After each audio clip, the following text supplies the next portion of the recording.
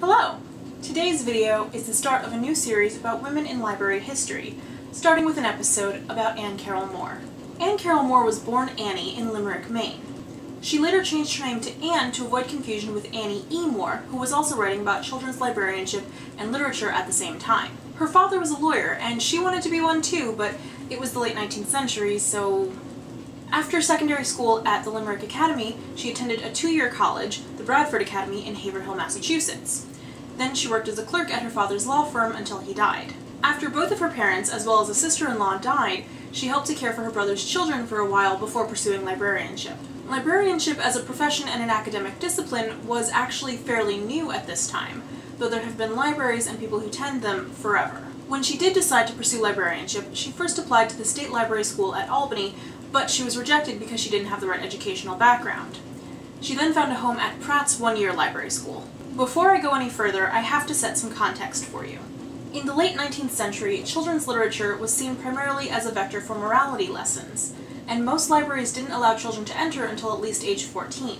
Even those that did allow children mostly saw them as a nuisance and kept children's literature locked up. The prevailing theory at the time was that children would damage or lose library books, and there weren't many books children wanted to check out anyway. So there was no story time, no children's libraries, no children's librarians. This was beginning to change at this time with people like Ludi E. Stearns, who presented a paper about children and libraries to the ALA conference in 1894, and of course Anne Carroll Moore. Anne Carroll Moore took her first job out of library school at Pratt, creating the first children's room at their library. To research for this project, she visited kindergartens across the city, which were also a new invention at this time, but that's a topic for a historian of education, toured various neighborhoods, and interviewed children she met on the street. After all, how better to know what children need than to ask children? When she created the children's reading room, it had child-sized furniture, comfortable reading nooks, puppet shows, story time, quality children's literature, open, unlocked stacks, and most importantly, librarians committed to working with children. On the day it opened, children lined up around the block. Moore worked at Pratt for 10 years until she took a job in 1906 at the New York Public Library as the Superintendent of the Department of Work with Children. What a mouthful. The director of the NYPL at this time who hired her was Dr. John Shaw Billings. This job put Moore in charge of children's programming at all the NYPL branches and in charge of the Central Children's Reading Room.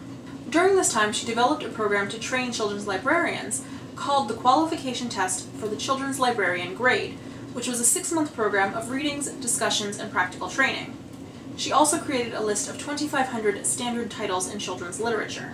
Anne Carroll Moore didn't just create space for children in libraries, she lobbied for and received permission to check books out to children. Again, I remind you that children were only recently welcomed into libraries at this time, and still books were often locked up to protect them from children. In order to check out a book, a child had to sign their name in a ledger and pledge to follow the Children's Library Promise, which went like this. When I write my name in this book, I promise to take good care of the books I use in the library and at home, and to obey the rules of the library. Children who signed the ledger could then borrow books and take them home.